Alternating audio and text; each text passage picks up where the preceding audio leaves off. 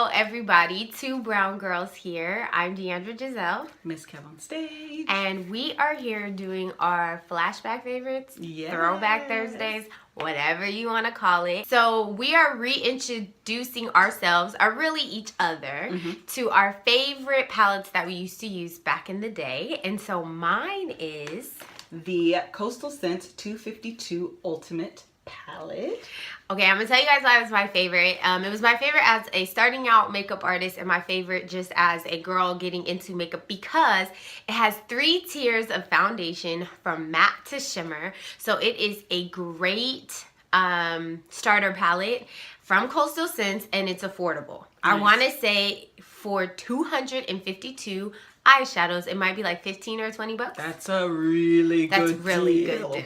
Okay, so my palette, I know we talked last time that I grew up, you know, my glow up was on YouTube. So when I first started getting into makeup and YouTube, the #1 trending palette was the Urban Decay Naked palette, the very first palette. And this was my ride or die because it was my only die. Like, this was my only rider. I had this palette. The end.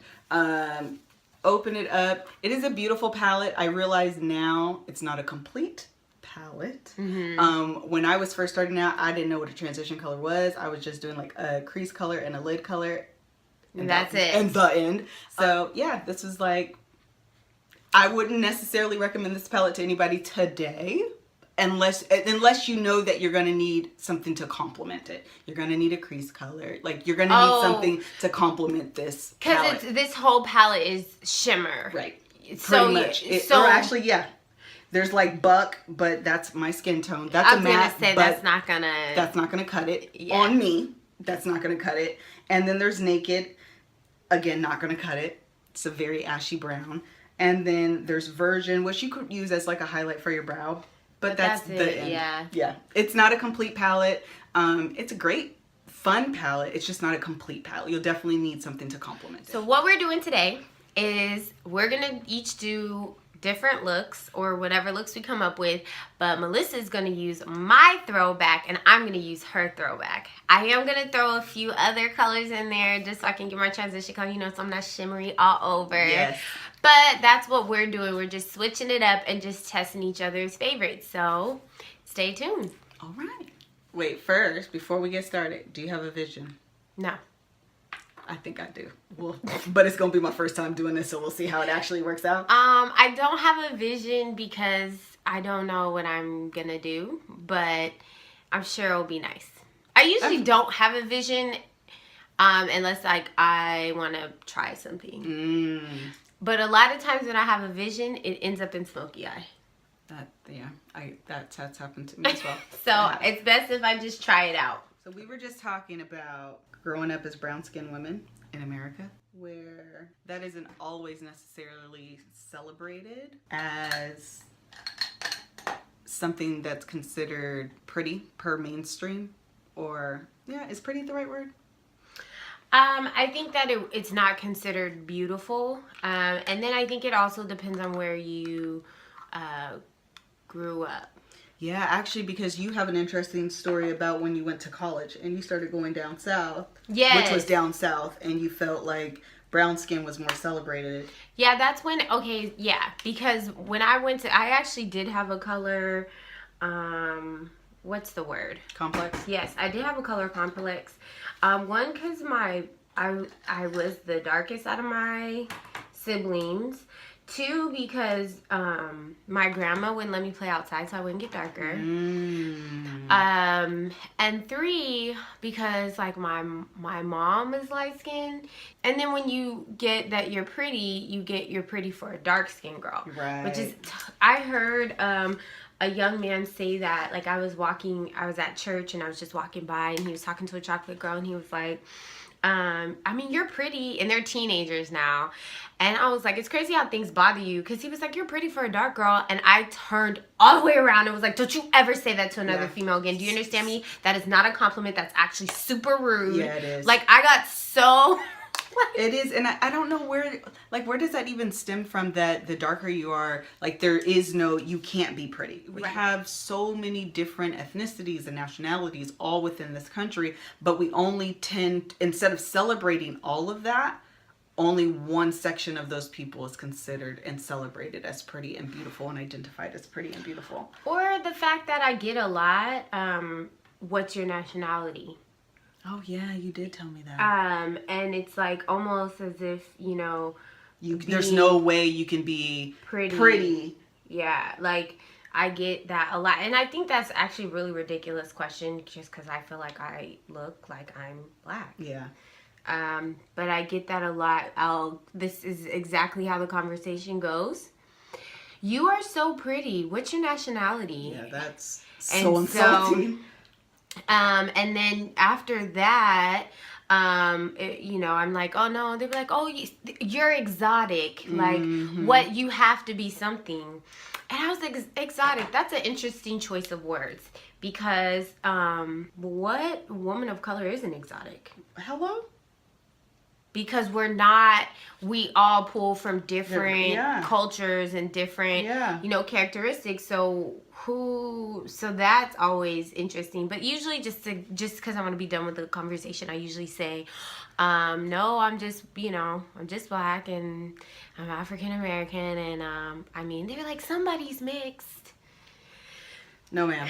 And and then if you do give them that, like if I say, oh yeah, my grandmother was mixed. That's it. That's it.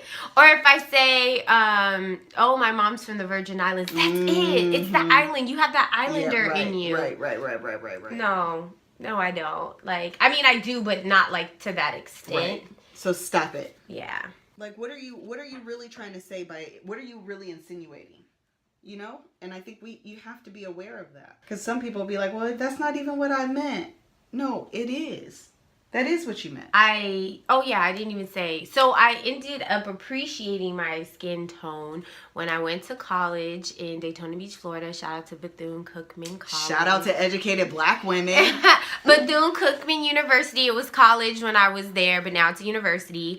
And I remember that I met this guy from Florida, and he was like, you are so beautiful. Period. And I was like, before he could say it, or before I could accept the compliment, I was like, I know for a dark skinned girl. And he was like, dark skin? You're not dark skin. And I was just like, yes, I am. And he was like, nah, you brown. And I was like, wait, what? What does that even mean? Right. But I had already conditioned myself to accept that I was pretty for a dark-skinned girl, right? Yeah. And that's the sad part of what happens, is that you start to accept, I mean, you know, the generalized you, not you specifically. You start to accept and internalize the narrative that you've been told. That you can't be, if you are pretty, you're pretty for a dark-skinned girl. You're not just pretty, period. And shout out to one of the girls that I know. I actually read her book, and it's called Pretty for a Dark-Skinned Girl, and that's what she talks about. Like, just being pretty, period. And to accept it. Like, you know, when people start telling you that you're pretty, or, oh, I like your shoes, or, oh, girl, your hair looks really pretty. Right. To accept the compliment, opposed to just being like, oh, I know. Putting conditions on it. Yeah, exactly. I think you talk about that in your book. I do, actually. And it's something that I struggle with and still need to learn to do, is when people give you a compliment, say thank you. Period. You don't have to... Girl, I've been working with this hair all day. Right. No. Nobody needs your additional commentary. They like whatever you did. Say thank you. Period.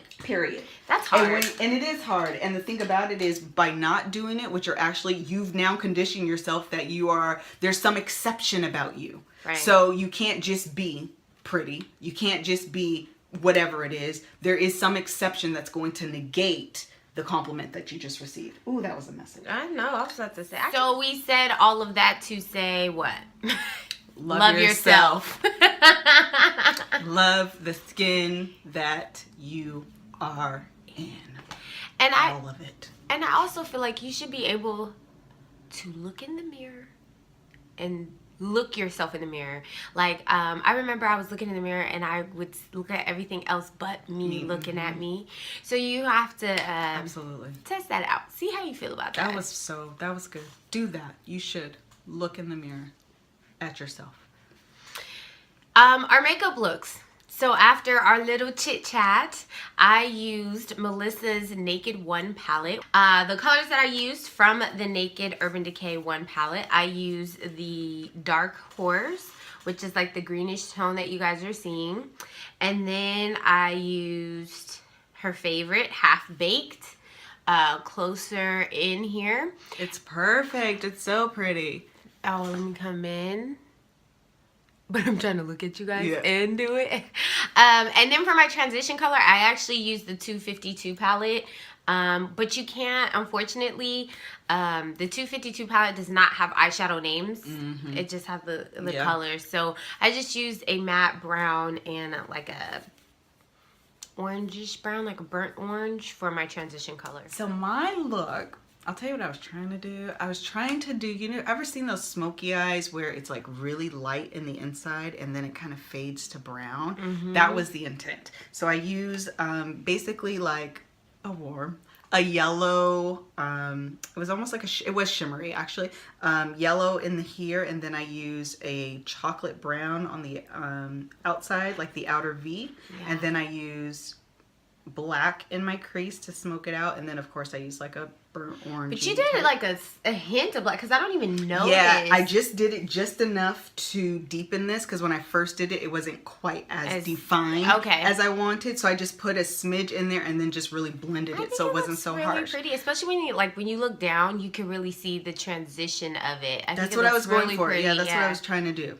So, and I used a little bit of purple, because Melissa. Since we did our Valentine's Day video, she has been into color underneath the eyes. Yes. But just a hint of it. Just a hint. I've been doing it at work. I don't know if that's quite appropriate, but I have literally, it has been my jam. I think you should come in a little, I was about to say, it's just a hint. I feel like it's just enough, so it's really pretty. It almost just looks like you used more of a brown tone coming out, and then when you go in, you really see the color. So I think it's like just enough. So my lip color, I wasn't trying to do purple.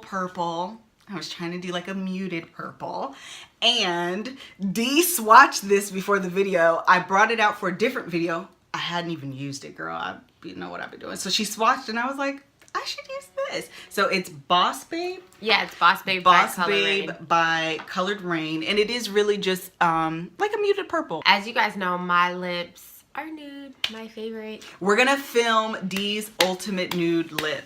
Which I think is different than most nude lips out on the market, because they're usually, they're just different. So I do think filming Dee's Ultimate Nude Lip would be so great for our audience and just for all of us in general. If you really want the true nude lip, I think she's the master. I think there's no one better. So I love nude lips. I feel like it just because I like a little bit of nude with a tint, a little bit of color. Like I don't like it to match your skin, match my skin, but just I want it a shade lighter than my skin. And then it lets you see the drama of the eyes, you know. So pretty. So yes, hopefully you guys enjoyed this tutorial. We also want you guys to let us know what are your flashback makeup palettes. Yes, let us know. That one palette that you forgot about and that now you're like, you know what? I did used to rock that. And now that you're more educated and understand makeup, you might be able to use it in a different way. Don't forget to follow us on social media. I am Deandra Giselle on all social media. And I am at Miss Kev on Stage on Instagram and Melissa Fredericks on Facebook. Also, while you're here, don't forget to look up our previous videos. We have some really great videos out. We just filmed Husband Does Our Makeup. It's hilarious. So you should check it out. Definitely check out our previous videos. Yes, until next time. Until next time. Bye. That was cute. That was